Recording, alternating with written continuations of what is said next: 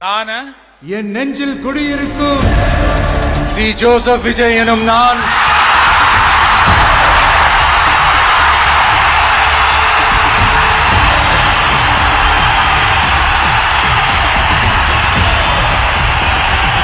சட்டப்படி அமைக்கப்பெற்ற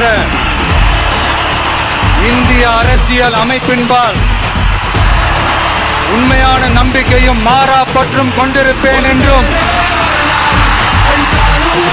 இந்திய நாட்டின் ஒப்பில்லாத முழு முதல் ஆட்சியையும் ஒருமையையும் நிலை நிறுத்துவேன் என்றும் தமிழ்நாட்டு அரசின் முதலமைச்சராக உண்மையாகவும் உளச்சான்றின்படியும்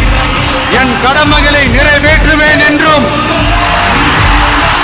அரசியல் அமைப்பிற்கும் சட்டத்திற்கும் இணங்க அச்சமும் ஒருதலை சார்பும் இன்றி